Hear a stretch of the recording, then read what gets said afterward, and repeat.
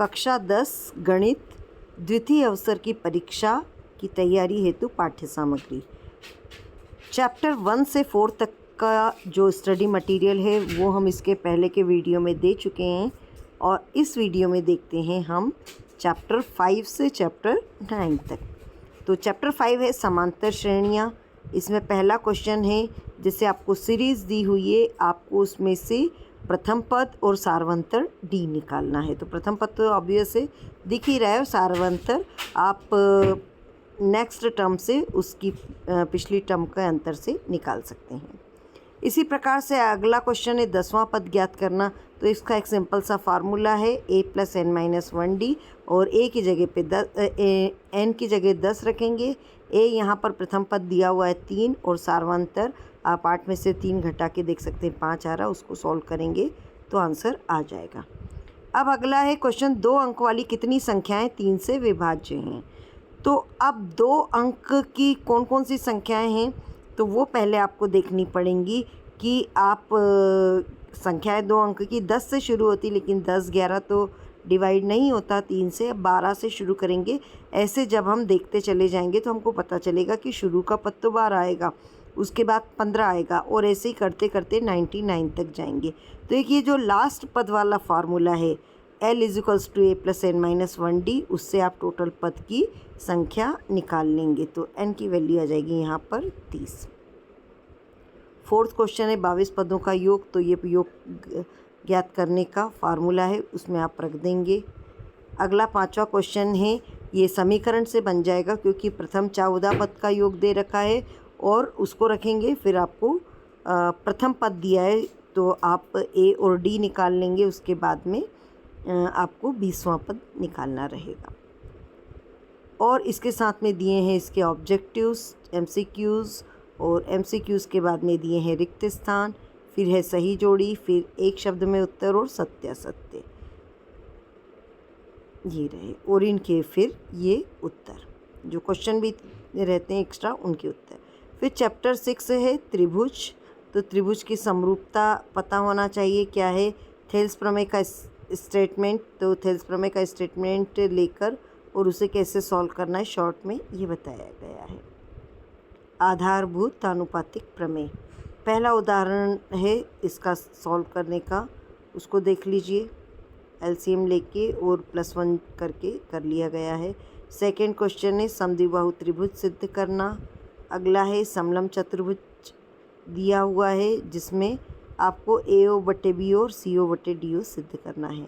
आप ये देखते जाएं कि आपको अगर इन क्वेश्चन में कुछ भी दिक्कत आती है, क्योंकि मैथ्स ऐसे ही देखकर शायद ना समझ में आए, लेकिन ये सिर्फ IMP क्वेश्चन बताने के लिए हम ये वीडियो अपलोड कर रहे हैं।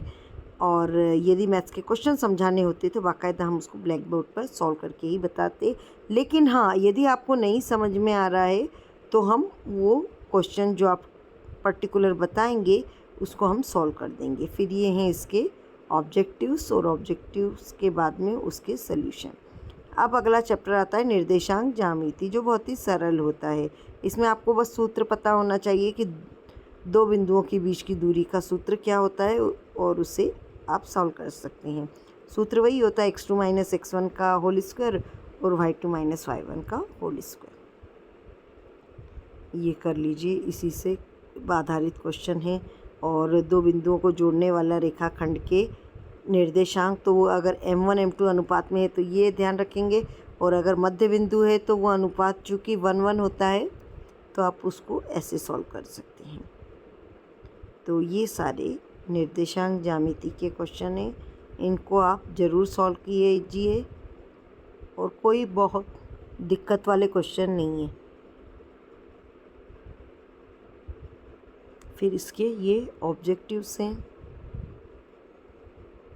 आप जो भी अपने टीचर हैं उनसे मार्गदर्शन ले लीजिए। वैसे आप इसमें जो एग्ज़ाम्पल दिए हैं उनको सॉल्व करेंगे तो उसके आधार पर अगले भी कर सकते हैं।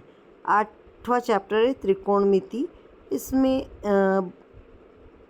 उन्नयन कोण, अवनमन कोण, साइन, कॉस, टेन, सेक, कॉस, कोटेक, कॉट, इनके सबके फार्मूले आपको पता होना चाहिए, और उनके त्रिकोणमितीय अनुपात की वैल्यू। वैसे आप सिर्फ साइन थीटा के ही पूरे याद कर लेंगे तो आप साइन से कॉस बना सकते हैं, साइन में यहाँ से यहाँ जाता है, कॉस में उल्टा जाता है और टेन में साइन अपॉन कॉस करके आता है। तो ये वैल्यूज़ आप रखने के बाद में निकाल सकते हैं आंसर।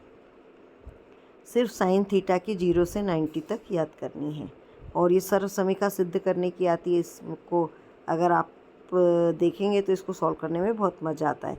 इस क्वेश्चन में अगर इस तरीके के क्वेश्चन आते हैं तो उनको हर का परिमेयकरण करके सॉल्व कर लेते हैं। फिर उसके बाद में है ऑब्जेक्टिव क्वेश्चंस, MCQs और फिर रिक्त स्थान, सही जोड़ी और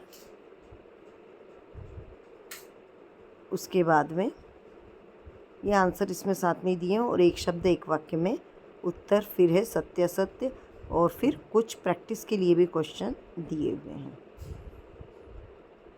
और फिर उनके आंसर्स। नवा क्वेश्चन है त्रिकोणमिति के अनुप्रयोग। तो जहाँ वो क्वेश्चन सिर्फ साइन कॉस टेन के थे, ये यहाँ पर वर्ड प्रॉब्लम दी हुई रहेगी जिसे आप उन्नयन और अवनमन कोण से कर सकते हैं। इसमें भी ये एक कोण वाले तो आप आसानी से कर सकते हैं और 2 कोण वाले में आपको थोड़ा सा ध्यान रखना पड़ेगा कि कौन सी लेंथ को इंक्लूड करते हुए चलना है, लेकिन ये भी कोई दिक्कत नहीं है। तो ये दोनों प्रकार के क्वेश्चन सॉल्व किए हुए हैं और उसी पे आधारित अभ्यास प्रश्नावली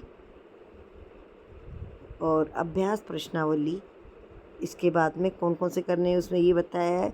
फिर वस्तुनिष्ठ यानी ऑब्जेक्टिव क्वेश्चंस, तो ये आप इस तरीके से सॉल्व करके देखिएगा। Okay, thank you.